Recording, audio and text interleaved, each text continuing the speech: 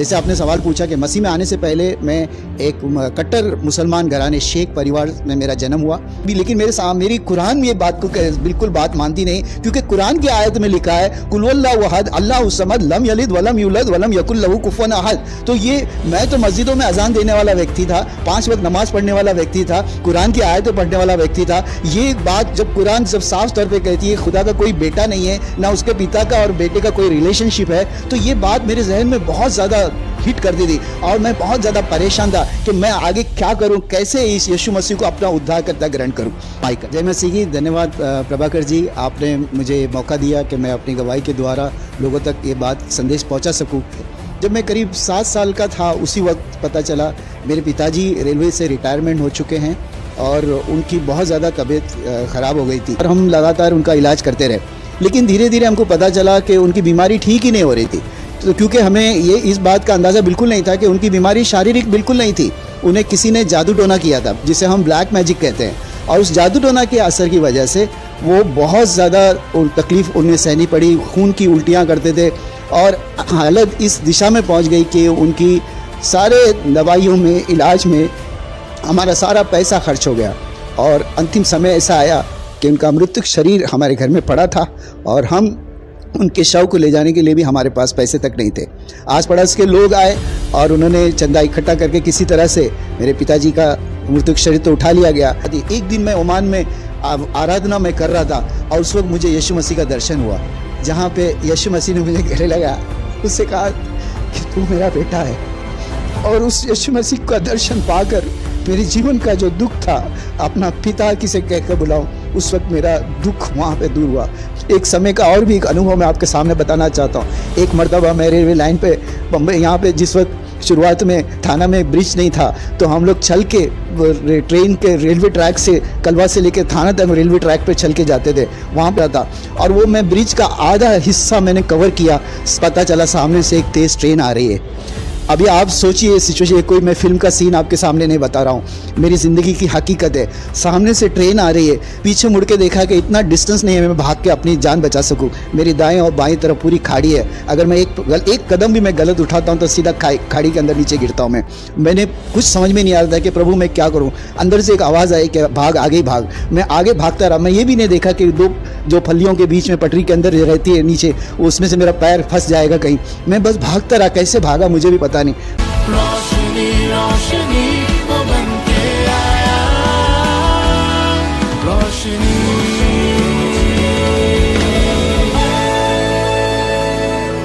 जय मसीह की, praise the Lord.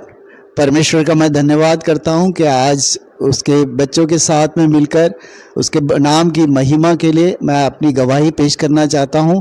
मेरा नाम है माइकल अय्यूब मोहम्मद कादर शेख और ये है मेरी पत्नी देबोरा माइकल। जय मसीह की। धन्यवाद प्रभाकर जी, आपने मुझे मौका दिया कि मैं अपनी गवाही के द्वारा लोगों तक ये बात संदेश पहुंचा सकूं कि मेरे जीवन में कैसे परमेश्वर ने अद्भुत रीति से काम किया।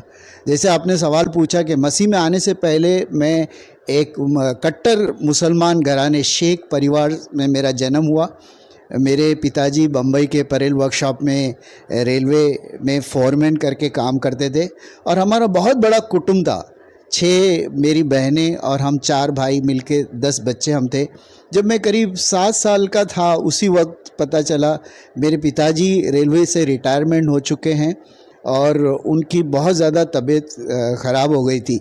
तो हमें ये लगता था, हम ये सोचते थे शायद हो सकता है इतना बड़ा कुटुंब है, अभी रिटायरमेंट हो गया है, कैसे घर का खर्च चलेगा, कैसे आगे की ज़िंदगी चलेगी, तो उसकी वजह से शायद बीमारी होगी और हम लगातार उनका इलाज करते रहे। लेकिन धीरे धीरे हमको पता चला कि उनकी बीमारी ठीक ही नहीं हो रही थी। तो क्योंकि हमें ये इस बात का अंदाज़ा बिल्कुल नहीं था कि उनकी बीमारी शारीरिक बिल्कुल नहीं थी, उन्हें किसी ने जादू टोना किया था जिसे हम ब्लैक मैजिक कहते हैं, और उस जादू टोना के असर की वजह से वो बहुत ज़्यादा तकलीफ़ उन्हें सहनी पड़ी, खून की उल्टियाँ करते थे और हालत इस दिशा में पहुंच गई कि उनकी सारे दवाइयों में इलाज में हमारा सारा पैसा खर्च हो गया और अंतिम समय ऐसा आया कि उनका मृतक शरीर हमारे घर में पड़ा था और हम उनके शव को ले जाने के लिए भी हमारे पास पैसे तक नहीं थे। आस पड़ोस के लोग आए और उन्होंने चंदा इकट्ठा करके किसी तरह से मेरे पिताजी का मृतक शरीर तो उठा लिया गया। लेकिन अब मेरे पास सबसे बड़ा सवाल ये था कि मैं आज के बाद मैं किसे अपने अब्बा पिता कहकर मैं पुकारूं। अक्सर अपनी माँ से मैं सवाल करता कि सबके तो पिताजी होते हैं, सबके अब्बा होते हैं, लेकिन मेरा पिता कौन है, मेरा अब्बा कौन है। और जब भी मैं देखता है कोई पिता अपने बच्चों के साथ उसकी उंगली पकड़ के जा रहा है तो मुझे बहुत दुख होता। मैं रो रो कर मम्मी से आके बार बार यही सवाल दोहराता। सो इस तरह से हमारी ज़िंदगी की शुरुआत हुई और धीरे धीरे मैं बढ़ता गया। पैसे की कमी के कारण घर की हालत बहुत ख़राब थी। मुझे एक अनाथ स्कूल में उर्दू मीडियम में डाला गया, जहाँ पे मेरी उर्दू मीडियम में मेरी शिक्षा वहाँ पे शुरुआत हुई। और घर में कोई पैसा खास नहीं था, सिर्फ हमारी प्रॉपर्टी के नाम पे एक छोटा सा एक बम्बई में घर था, वो भी खुद का घर नहीं था, जिसे पगड़ी सिस्टम कहते हैं। तो वो एक पगड़ी का घर था और उस घर के अलावा हमारे पास और कोई धन संपत्ति नहीं थी। फिर मेरे बड़े भाई जो मुल्ला थे और भी उनके बहुत साथी जो मुल्ला, उन्होंने साथ मिलकर ये फ़ैसला किया कि हम कोई बिज़नेस शुरू करेंगे ताकि हमारा घर का कारोबार ठीक तरह से चल सके। तो इस तरह से मेरे बड़े भाई ने उन पर विश्वास करके जो पगड़ी वाला घर था वो भी देकर उसके हाथ में सारा पैसा दे दिया। उन्होंने टेम्पररी एक अरेंजमेंट किया एक घर के लिए और फिर हम लोग वहाँ जाके रहने लगे। और कुछ ही महीने के बाद हमको पता चलता है कि कोई बिज़नेस नहीं है। जब मेरे बड़े भाई ने उनसे पूछा उस मुल्ला से कि क्या हुआ हमारे, तो उन्होंने बहुत ज़्यादा गुस्सा हुए और उनसे कहा कौन सा पैसा डायरेक्ट, क्योंकि कोई लिखा पढ़ाई नहीं हुई थी, कोई एग्रीमेंट नहीं हुआ था। उन्होंने कहा कि कोई बिज़नेस नहीं और वो घर से भी हमें निकाल दिया। तो आप सोचो, इतना बड़ा कुटुंब है, ना रहने के लिए घर है, ना खाने के लिए खाना, ना पहनने के लिए कपड़ा। इस दशा में मेरी शुरुआत हुई और वहाँ से हम दर बदर हम गुज़रते रहे, दर बदर हम फिरते रहे और हर दिन रात हम मेहनत करते रहे। और फिर किसी ने सलाह दी हमारे, क्योंकि हमारे ख़ानदान जो है वो हैदराबाद से ताल्लुक़ रखते थे, तो कहा कि वहाँ हैदराबाद में कॉस्ट ऑफ लिविंग कम होती है। बड़े भाई ने कहा मैं यहाँ रुक के थोड़ा बहुत कुछ काम कर लूँगा, आप लोग सारा परिवार वहाँ चले जाओ। और हमें बम्बई से हैदराबाद हम लोग शिफ्ट हो गए। और वहाँ पे मैं जिस वक्त मैं 5वीं क्लास में मैं पढ़ता था और बहुत हालत ख़राब थी। कई बार ऐसे लगता था कि घर का हालत इतनी कमज़ोर है। महीने में एक बार मेरे बड़े भाई 100 रुपये तनख्वाह हमारी मनी आर्डर भेजते थे सारे घर के खर्च के लिए। और जब वो आती नहीं थी मनी आर्डर, तो मेरी मम्मी पोस्टमैन की राह देख देख के कई बार बेहोश हो जाती। फिर मैंने सोचा कि कम से कुछ नहीं मैं कर सकता हूँ, तो कम से कम मैं एक घर का एक व्यक्ति का खर्च बचा दूँ और मैं कम से कम जाके अपने आप को ख़त्म कर दूँ। तो मैं कुएं में छलांग लगा कर मैं आत्महत्या करने की कोशिश की। लेकिन जब पानी में देखा तो अपनी माँ का अक्स नज़र आया। मैंने सोचा मैं तो इस दुनिया से चला जाऊँगा, लेकिन मेरी माँ का क्या होगा। इस तरह से वहाँ से वापस आया। फिर एक माचिस की फैक्ट्री में मैंने काम करने लगा। रात शाम के वक्त काम करता, दिन में स्कूल जाता। मुझे अभी भी याद है मेरी पहली तनख्वाह, पूरा हफ्ता मैंने काम किया था और मुझे सिर्फ एक हफ्ते की 24 पैसे मुझे सैलरी मिली थी। 25 पैसे का उस वक्त कॉइन सिक्का होता था जिसको हम चाराने कहते हैं। मेरी इच्छा थी कि वो मालिक मुझ पर रहम करता और मुझे कहता कि बेटा ये ले ले, एक पैसा तुझे बोनस देता और चाराने देता।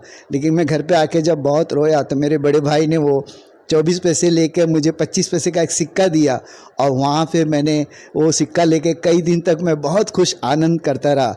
इस तरह से मेरी ज़िंदगी की शुरुआत हुई। लेकिन इस्लाम मेरे रग रग में बसा हुआ था। 5 वक्त नमाज़ें पढ़ना, 30 दिन रोज़े रखना रमज़ान के महीने में, और इस्लाम जो भी कहता है, मुझे लगता था दुनिया में इस्लाम जैसा ऐसा कोई मज़हब नहीं, कोई धर्म नहीं है। और मैं इसी के अंदर मैं अपने जीवन को मैं आगे बढ़ाना चाहता था।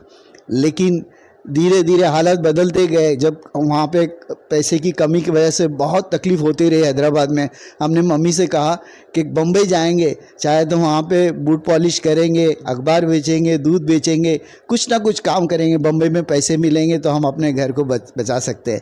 ऐसे करके हम फिर बम्बई वापस आए और बम्बई मैंने अपनी स्टडी उर्दू मीडियम में कंटिन्यू किया। किसी तरह से एसएससी तक 10वीं क्लास तक मुझे उर्दू मीडियम में पढ़ने का मौका मिला और उसके बाद में मैं एक कंपनी ज्वाइन कर दिया। और वहाँ पे मेरी मुलाकात एक क्रिश्चियन स्त्री से होती है। और मुझे लगता है कि अगर मैं इसे क्रिश्चियन लड़की को अगर मैं मुसलमान बनाता हूँ तो मैं दुनिया का सबसे अच्छा काम मैं कर रहा हूँ। और ये काम होने के लिए मैंने किसी तरह से उसे कन्विंस किया और उसे इस्लाम के अंदर मैं लेके आया और उस मुसलमान तरीके से मैंने निकाह की। तो सर बहुत अच्छा लगा कि प्रभु में आने से पहले आपका जीवन किस तरीके से था। ये सारे बातें जब हम सुन रहे थे तो हमारे आँख में से आंसू आ रहे थे, क्योंकि बहुत दुख भरी कहानी है आपकी। लेकिन अभी हमारे दर्शकों को आप बताइए कि आपके जीवन में ऐसा क्या हुआ जो आप प्रभु यीशु पर विश्वास करने लगे। आपके जीवन का टर्निंग पॉइंट क्या है? जी ब्रदर, मैं वही बात आपको बताना चाहूँगा। जैसे बाइबल में लिखा है कि भजन संहिता उसका 34वें अध्याय का वचन 1 से 4 में, मैं हर समय यहोवा को धन्य कहा करूँगा, उसकी स्तुति निरंतर मेरे मुंह पे बनी रहेगी। मैं यहोवा पर घमंड करूँगा, नम्र लोग ये सुनकर आनंदित होंगे। मेरे साथ यहोवा की बड़ाई करो और आओ हम मिलकर उसके नाम की स्तुति करें। मैं यहोवा के पास गया, तब उसने मेरी सुन ली और मुझे पूरी रीति से निर्भय किया। लेकिन इन वचनों का अर्थ मैं आपको जब बताने जा रहा हूँ, जहाँ से मेरी शुरुआत हुई थी बहुत ही भयंकर तरीके से। जैसे मैंने बताया, मेरा बचपन बहुत ही आंसुओं के साथ पीड़ा में दर्द भरी ज़िंदगी मेरी थी। और शादी होने के बाद में मैं सोचता था कि मेरा ज़िंदगी अभी संवर जाएगा और बड़ी मुझे खुशियाँ मिलेगी। और मेरी पत्नी एक स्टेनोग्राफर का काम करती थी जो लगातार एप्लीकेशन पे, मेरी इच्छा थी कि मैं विदेश में जाकर मैं काम करूं। मैं डिज़ाइन इंजीनियरिंग में मैंने नाइट कॉलेज में मैंने अपनी स्टडी कंप्लीट की थी, तो मैं ड्राइंग का काम करता था, इंजीनियरिंग ड्राइंग का, और उसके लिए मैं लगातार कोशिश करता रहा। कहते हैं ना, अप्लाई अप्लाई नो रिप्लाई। कई साल तक मैं अप्लाई करता और मुझे ऐसा लगता था मैं एक शेख परिवार से था तो मुझे गल्फ़ में विदेश में तुरंत मुझे जॉब मिल जाएगा। तो यीशु में आने से पहले मैंने एक मर्तबा अपना हाथ एक ज्योतिषी को दिखाया और उस ज्योतिषी से कहा कि बताओ कि मेरे भविष्य में क्या लिखा है। उसने मेरे हाथ की लकीरों को देखकर उसने कहा, बेटा ज़िंदगी में तू बहुत धन कमाएगा लेकिन कभी इंडिया छोड़ के कहीं वापस नहीं जाएगा, कहीं भी बाहर नहीं जाएगा, विदेश में कभी जा नहीं पाएगा तू। और ये बात मेरे जहन में बैठ गई थी। और मेरी पत्नी लगातार इंटरव्यू के लिए एप्लीकेशन भेजती, मैं जाता, इंटरव्यू देता, हर जगह से नाकाम होता और मैं वापस आता निराश होके।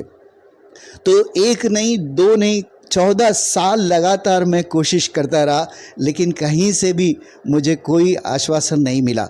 फिर एक समय ऐसा आया 14 जनवरी 1994, जहाँ पे मेरी ज़िंदगी का टर्निंग पॉइंट था। लेकिन इस बारे में बोलने से पहले मैं और एक बात आपको बताना चाहूँगा कि 1984 में जिस वक्त मेरी शादी होके करीब 4 साल हुए थे, जैसे मैंने बताया कि शुरुआत में मेरी हालत बहुत ख़राब थी, गंभीर थी, और हम लोग अपना जीने की कोशिश किसी तरह से कर रहे थे। लेकिन 84 में हिंदू और मुसलमान का बहुत बड़ा रायट झगड़ा हुआ था बम्बई में और बहुत सारे लोग तितर बितर हो गए थे। मेरे घर पे भी लोग मारने के लिए आए थे हमें, लेकिन हम किसी तरह से बच के वहाँ पे निकल गए थे। तो उसी समय एक तरफ झगड़े हो रहे थे और दूसरी तरफ मैं बड़ी तरह से बीमार हो गया था, मेंटल टेंशन था। मुझे समझ में नहीं आ रहा था कि क्या करना है, क्या हो रहा है मेरे साथ। मुझे रात भर नींद नहीं आती थी। एक डॉक्टर से दूसरा डॉक्टर, दूसरे डॉक्टर से तीसरे डॉक्टर, सारे डॉक्टर्स मुझे चेक करते थे और मुझे कहते थे कि इसकी कोई बीमारी नहीं है, इसको कुछ अच्छे से कोई थिएटर में जाके अमिताभ बच्चन का एक पिक्चर दिखाओ, सब ठीक हो जाएगा। लेकिन मुझे पता था मेरी ज़िंदगी में क्या हो रहा है, मेरी हालत बहुत ख़राब है और मैं बिल्कुल, मुझे पसंद है, मुझे बार बार लगता था कि मैं अपने जीवन को ख़त्म कर दूँ, अपने आप को नाश कर लूँ। और इस विधा में कई सजेशंस लोग देते थे, आस पड़ोस के लोग होते थे, किसी पंडित के पास दिखाओ, वो उनको झाड़ू पोछा करेंगे, इस तरह से कई लोग। फिर एक दिन अद्भुत रीति से मुझे पता चलता है, मेरा एक भाई मेरे साथ जो रहता था कभी कभी, वो आके आधी रात में उसने बोलने लगा कि कुरान के अंदर एक चाकू रखा गया है, नींबू जादू टोना किया गया है, ऐसे ऐसे करके। तो हमें कुछ ठीक से समझ में नहीं आया। लेकिन कुछ समय के बाद में जब वो होशियार हुआ तो हमने उससे पूछा कि क्या क्या बड़बड़ा रहे थे नींद में। पहले तो उसने हिचकिचाया, कुछ बोलने का उसने साहस नहीं किया, लेकिन उसने फिर जब अपना मुंह खोला तो हम लोग आश्चर्य हो गए। मैं नाम लेना नहीं चाहूँगा, मेरे ही घर के एक व्यक्ति ने मुझ पर ब्लैक मैजिक यानी जादू टोना किया था ताकि मैं अपनी पत्नी को अलग हो हो जाऊं और वो लोग मुझे फिर से शादी कर सके। उन्होंने पहले बहुत कोशिश की थी, उन्होंने मेरी दूसरी शादी करवाने की कोशिश की थी, उन्होंने पैसे का लालच दिया, बहुत कुछ किया। जब मैं माना नहीं, यहाँ तक कि चाकू से मारने की कोशिश तक की गई मुझे, उससे भी नहीं बन पड़ा, तो फाइनली उन्होंने जादू टोना का सहारा लिया। उन्हें लगा कि जादू टोना करने के बाद में शायद ये मान जाएगा और हमारे पास में वापस आएगा। लेकिन परमेश्वर का वचन में साफ तौर पे लिखा है, कोई जादू, जो गिनती की किताब उसका 23वां अध्याय का 23वें वचन में ऐसा लिखा है, कोई जादू टोना विश्वासी के ऊपर, इसराइल के ऊपर असर नहीं करेगा।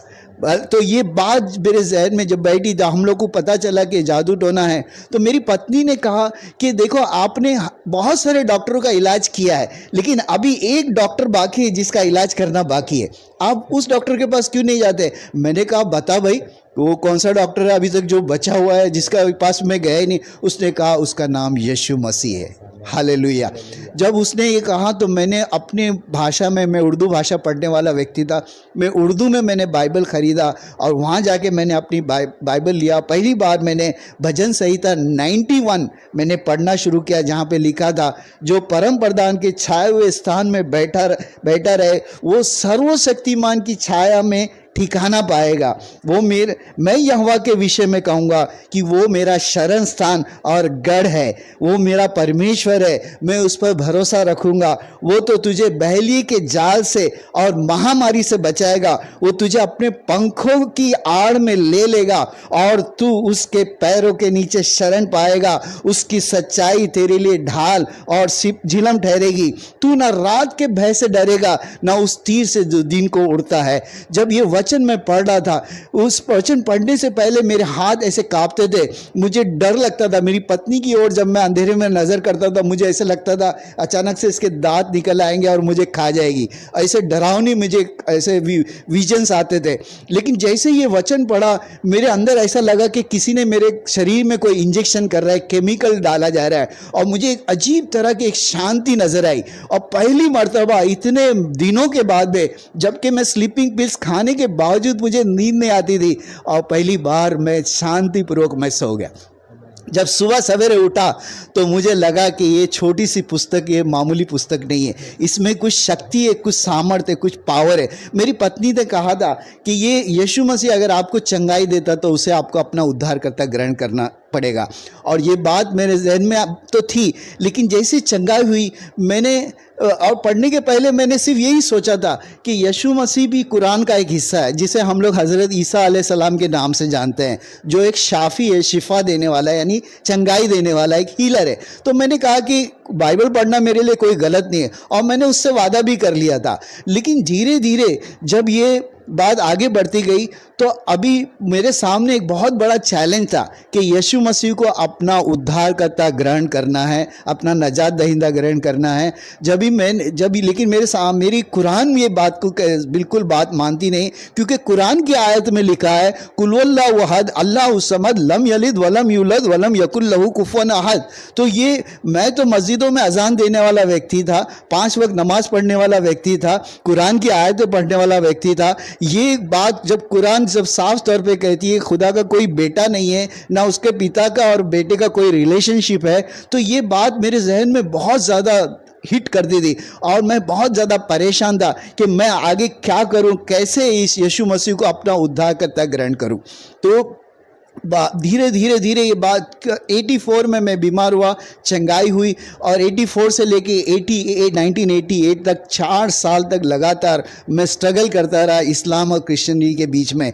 मुल्लाओं से सवाल करता, पादरियों से सवाल करता, हर कोई सवाल से मेरे तंग आ जाते, और अंत में सिर्फ यही कहते हैं कि आपके प्रश्नों का उत्तर हम दे नहीं सकते, आपका प्रश्न का उत्तर सिर्फ परमेश्वर ही दे सकता है। आपको पता है मुसलमान लोग कुरान पढ़ते हैं, ज़्यादा से ज़्यादा मुसलमानों को मैं ये बात सच कहता हूँ, उनको अरबी का मतलब मालूम नहीं होता है, क्या पढ़ रहे हैं उन्हें समझ में नहीं आता, लेकिन तर्जुमा है, हम चाहे तो पढ़ सकते हैं। तो एक मरतबा मैं कुरान अपनी उर्दू भाषा में मैं ट्रांसलेशन पढ़ रहा था, जहाँ पे लिखा था कि अगर हज़रत ईसा अल मसीह के बारे में आपको ज़्यादा जानकारी चाहिए तो आप इंजील पढ़िए।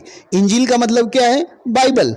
जब मैंने बाइबल खोल के मैंने देखी कि वहाँ जहाँ पे लिखा था प्रेरितों के काम उसका 4 अध्याय 12वें वचन में लिखा था, आसमान के नीचे और ज़मीन के ऊपर कोई दूसरा नाम नहीं है जो हमें उद्धार दे सके, नजात दे सके। और यूहन्ना रचित सुसमाचार उसका 14 अध्याय के 6 वचन में क्या लिखा है, मार्ग सत्य और जीवन मैं ही हूँ।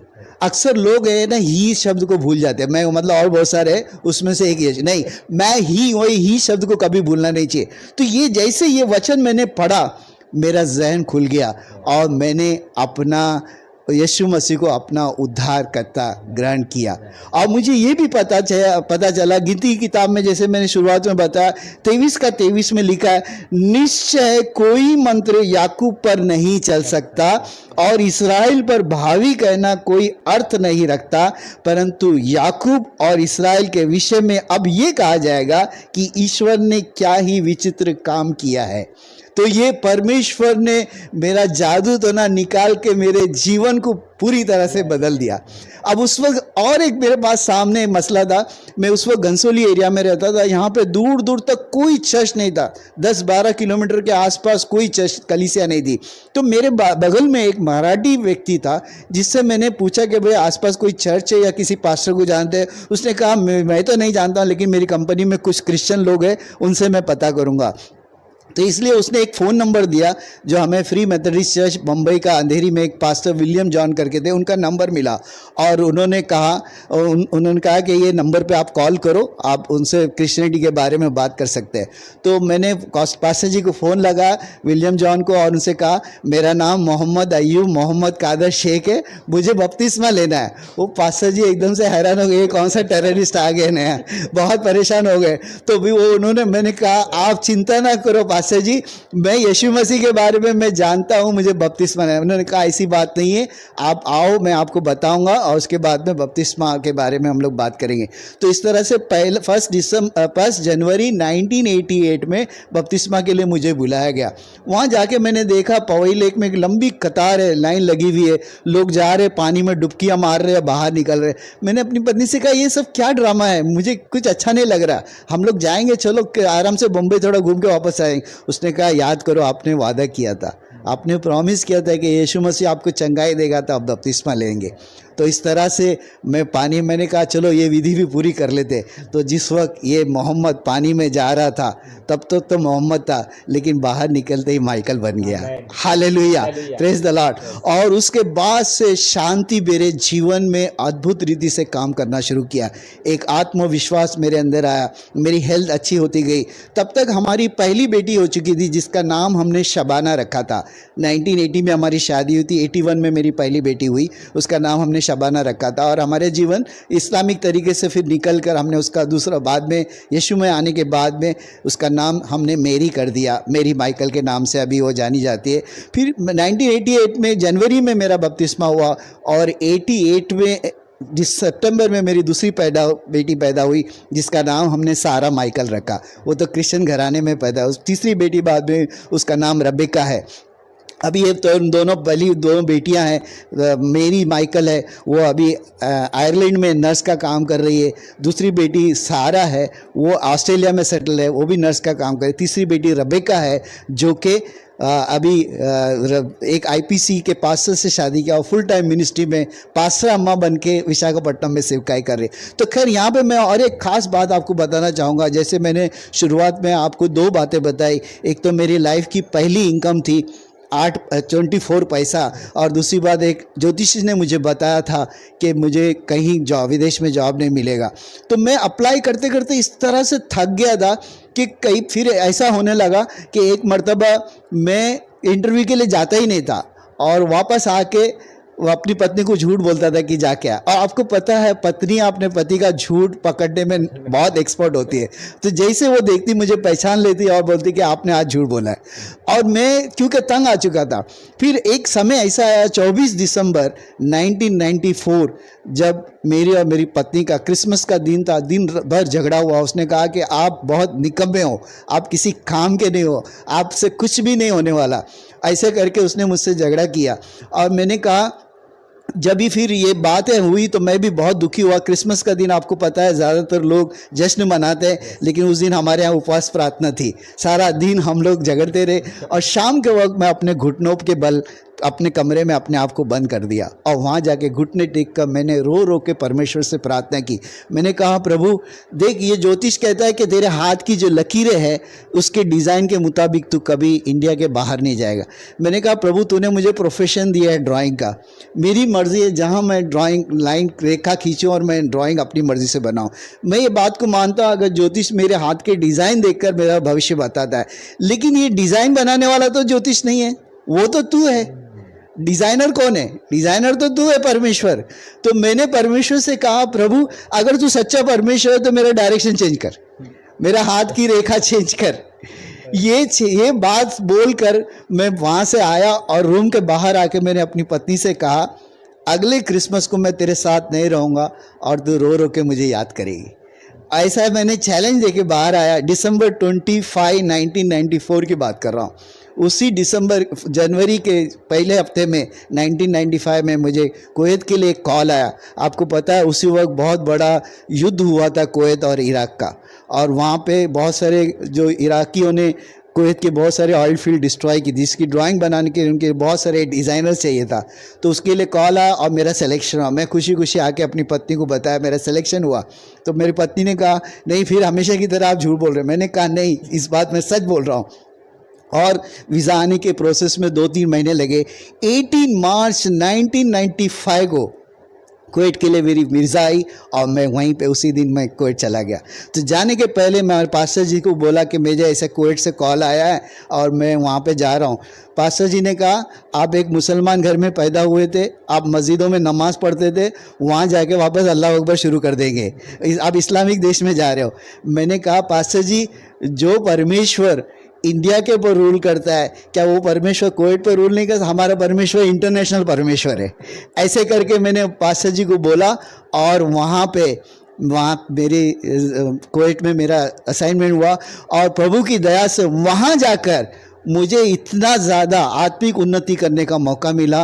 वहाँ पे अच्छी अच्छी कलीसियाएँ मिली गल्फ़ में, और वहीं पे मेरी पूरी सिस्टमेटिक बाइबल स्टडीज़ हुई। वहाँ पे मैं इवेंजलिज्म मैंने शुरू किया, गवाही देना शुरू किया, और प्रभु की दया से मैं एक के बाद करके मैं वहाँ पे आगे बढ़ता गया, और आज प्रभु की दया से प्रभु की सेवकाई में मैं आगे बढ़ रहा हूँ। तो देखा दोस्तों आपने कि सर ने किस तरीके से उनकी गवाही आप हमारे साथ, हम सब के साथ उन्होंने शेयर किया, और काफ़ी अच्छा लग रहा था क्योंकि वो एक मुस्लिम परिवार से होकर प्रभु में किस तरीके से वो आगे बढ़ रहे थे और कदम कदम पे प्रभु यीशु उनके साथ में था। आइए सर के लिए हम लोग एक दूसरा सवाल पूछते हैं। तो सर हमारे दर्शकों को बताइए कि आप प्रभु में बढ़ते वक्त आपके कुछ ऐसे अनुभव या फिर ऐसे कुछ प्रभु ने आपके जीवन में किए हुए चमत्कार या फिर कुछ ऐसे बातें जो असंभव को प्रभु संभव करता है, ये सारे थोड़ा सा अनुभव और थोड़ा सा शेयर कीजिए। जी बिल्कुल प्रभाकर भाई, मैं आपसे बात शेयर करना चाहूँगा कि हमारा परमेश्वर अद्भुत और चमत्कारी काम करने वाला परमेश्वर है। और मैंने जैसा आपको सबसे पहली बात तो मैंने बताया कि किस अद्भुत रीति से जहाँ पे मैं मरने पर था, मैं कोई डॉक्टर मेरा इलाज कर नहीं पाए, वहाँ पे एक जादू टोना के असर से परमेश्वर ने मुझे बचाया। वचन पढ़ने के द्वारा मुझे चंगाई दी और बहुत ज़्यादा आशीषें भी दी। और मैंने आपको ये भी बताया कि एक ज्योतिष ने मेरा हाथ देखकर मुझे कहा था कि मैं हिंदुस्तान छोड़ के कभी नहीं जाऊँगा। प्रभु ने मुझे बड़े अच्छे तरीके से कुवैत में लेके गया, और उसके बाद में मैं ओमान में काम किया, और 22 साल, 1-2 नहीं 22 साल परमेश्वर ने मुझे गल्फ़ में काम करने का मौका दिया।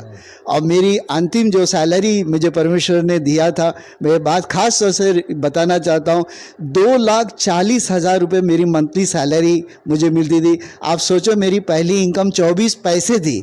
अभी 24 पैसे और 2,40,000 में कितने ज़ीरो, शायद आप लोगों को कैलकुलेटर लगेगा।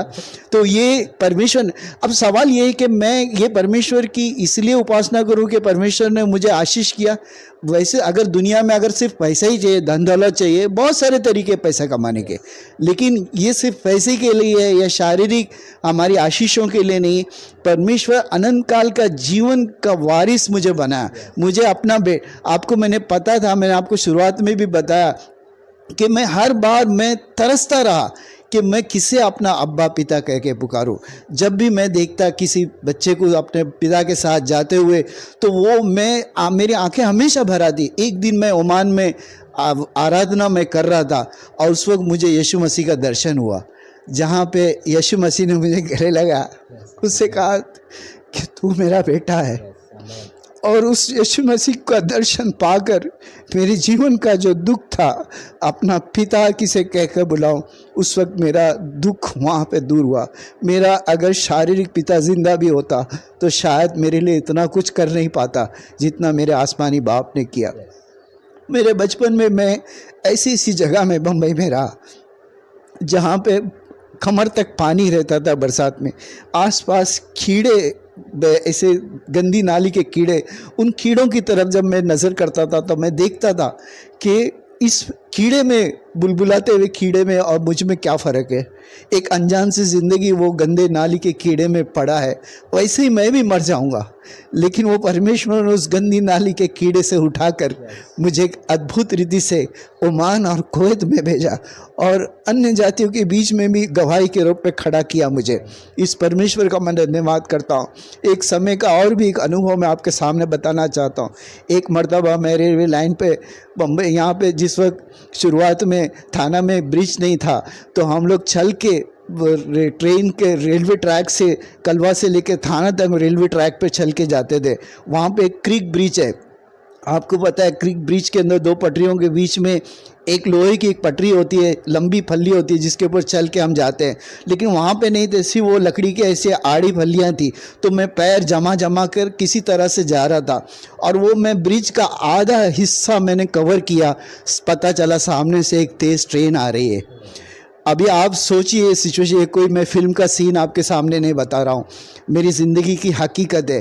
सामने से ट्रेन आ रही है, पीछे मुड़ के देखा कि इतना डिस्टेंस नहीं है मैं भाग के अपनी जान बचा सकूँ। मेरी दाएं और बाएं तरफ पूरी खाड़ी है, अगर मैं एक कदम भी मैं गलत उठाता हूँ तो सीधा खाड़ी के अंदर नीचे गिरता हूँ।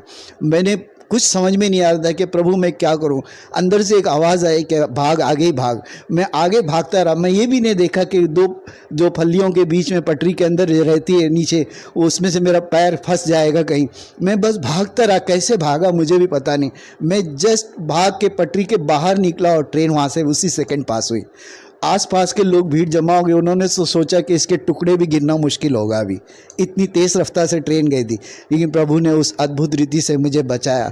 फिर एक बार कंपनी में मैं काम करने के लिए जा रहा था, जहाँ पे शटडाउन के पीरियड में हाई वोल्टेज जो करंट की जो रहती है पैनल्स होती है, इलेक्ट्रिकल पैनल्स, उस पैनल के बीच में मैं चेकअप करके जा रहा था, क्योंकि जब भी लाइव पैनल होती है उसके नज़दीक भी आप नहीं जा सकते। आपको पता है इतना डिस्टेंस के ऊपर भी अगर हम स्क्रू ड्राइवर रखेंगे तो उसका जो फ्लेम है ना हमको नज़र आ सकता है, इतना हाई वोल्टेज होता है। तो उस जगह पे मैं हाथ ऐसे छूने जा रहा था, जस्ट पीछे से आवाज़ आई कि मत छूना, और बाद में दूसरा व्यक्ति आया, उसने कहा क्या कर रहे हैं, ये लाइव पैनल है। अगर मैं एक सेकंड का अगर फ़र्क होता तो वहाँ पे मेरी ज़िंदगी का खात्मा हो जाता। तो ये परमेश्वर ने एक मर्तबा नहीं, दो मर्तबा नहीं, कई तरीक़ों से मुझे बचाया। एक जब भी मैंने शुरुआत में मैंने बताया था कि हैदराबाद में हम लोग गए, वहाँ पे सोचा था कि वहाँ जाके हम लोग ज़िंदगी गुजारेंगे। एक एक करके घर के हमारे सामान बिकते गए, और एक समय ऐसा भी आया, मैंने अपनी मम्मी से पूछा, मम्मी मुझे खाने के लिए खाना तो बहुत भूख लगी है। मम्मी ने कहा बेटा रुक जा, अभी थोड़े समय और बचा है तो बन जाएगा खाना। लेकिन मैंने देखा खाना बनता कैसा, उस पतीली में पानी के सिवा चावल का एक दाना भी नहीं था। सारी रात ऐसे ही गुजर गई, भूखे पेट उठना पड़ा, और इन हालत से गुजरता हुआ मैं परमेश्वर के पास आया। लेकिन जब परमेश्वर ने कहा मैं तुझे कभी नहीं छोड़ूंगा, न त्यागूंगा, जिस दिन से मैंने यीशु मसीह को मैंने अपना उद्धारकर्ता ग्रहण किया, उसके बाद से मुझे कभी किसी चीज़ की मोहताजी नहीं हुई, कभी किसी चीज़ की परेशानी नहीं हुई। उसके बाद में अगर मेरी ज़िंदगी में अगर कुछ परेशानियां भी आई भी, उस यीशु मसीह के पास हर प्रश्न का उत्तर था, उसके पास हर सवाल का एक जवाब था। तो कभी भी मुझे कोई परेशानी नहीं आई। मैं परमेश्वर का मैं धन्यवाद धन्यवाद करता हूँ कि वो परमेश्वर ने मुझे एक अद्भुत रीति से मेरे जीवन में कार्य किए। फिर उसके बाद में मैंने लगातार विश्वास में आगे बढ़ा। मैंने सिस्टमेटिक बाइबल स्टडीज़ की और मैंने डिसाइपलशिप ट्रेनिंग का कोर्स वहीं से मस्कत से कंप्लीट किया। उसके बाद में बम्बई आकर मैंने अपनी एक डिसाइपलशिप ट्रेनिंग कोर्स चालू किया और मैंने डिसाइपलशिप ट्रेनिंग अमेरिका से जो उसका ओरिजिनेटर है, जो ये कोर्स का फाउंडर्स है, उनके ऑफिशियल परमिशन के लेकर मैंने यहाँ पे डिसाइपलशिप ट्रेनिंग शुरू की।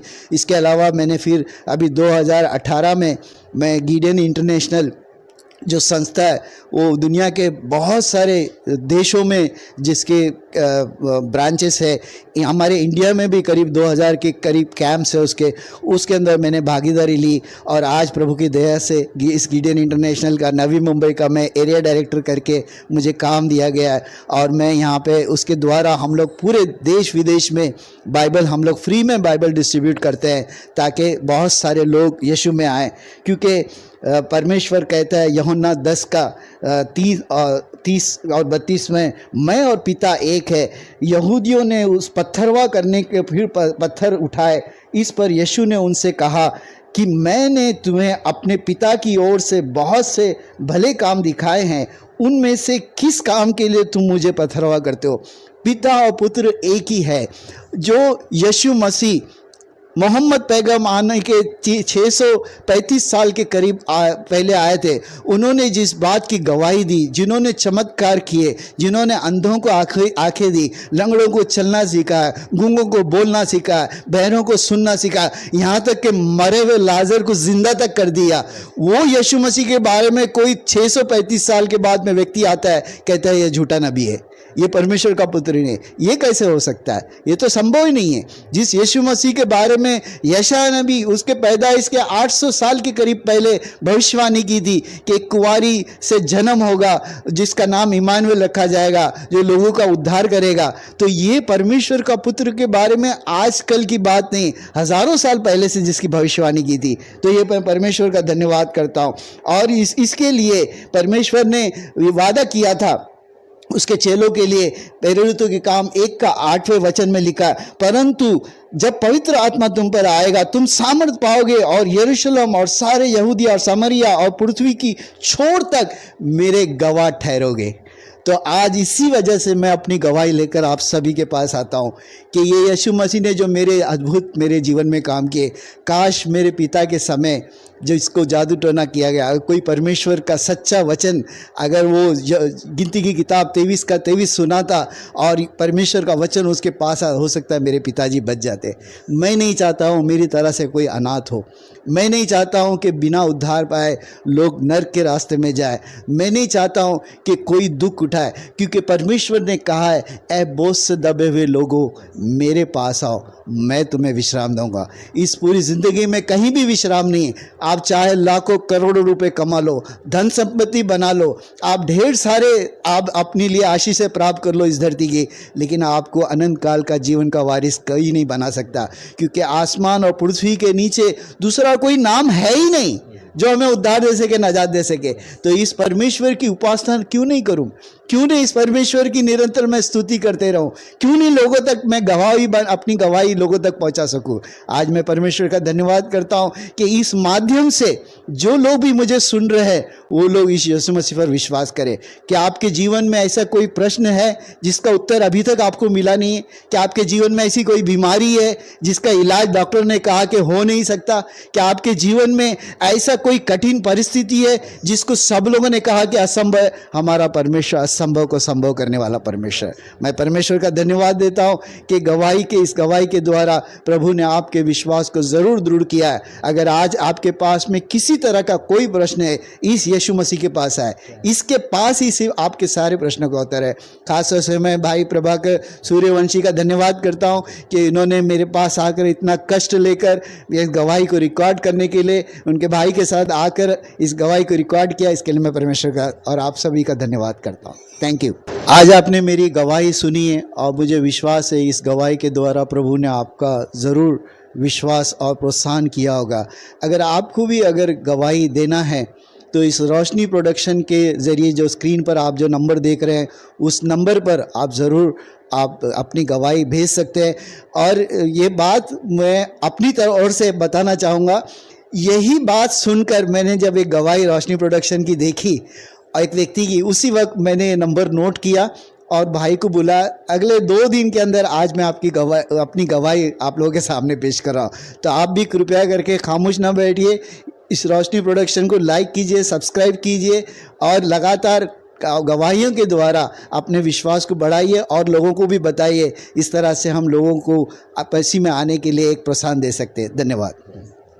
जैसे मैंने आपको शुरुआत में बताया कि एक ज्योतिष को मैंने अपना हाथ दिखाया था, जिन्होंने मेरी हाथ की रेखाएं देखकर मेरा भविष्य बनाया था। असल में सबसे बड़ी आश्चर्य की बात यह है कि ज्योतिष को अपना भविष्य खुद का पता नहीं होता है। वो रोड के किनारे बैठा होता है, लेकिन वो हमारा भविष्य तय करने वाला कौन होता है। और परमेश्वर ने इस अद्भुत रीति से मुझे इस ज्योतिष की विद्या को पूरी तरह से नष्ट कर दिया। परमेश्वर, जैसे मैंने प्रार्थना की, प्रभु अगर सचमुच अगर कोई ऐसी ज्योतिष की विद्या है भी तो मेरे हाथ की लकीरें बदल दिया। परमेश्वर ने मेरे हाथ का डिज़ाइन ही चेंज कर दिया और मुझे अद्भुत रीति से जो व्यक्ति 24 पैसे कमाया था उसको 2,40,000 की सैलरी देकर बड़ी अद्भुत रीति से ऊपर उठाया। तो इस परमेश्वर का विशेष धन्यवाद हो। Thank you.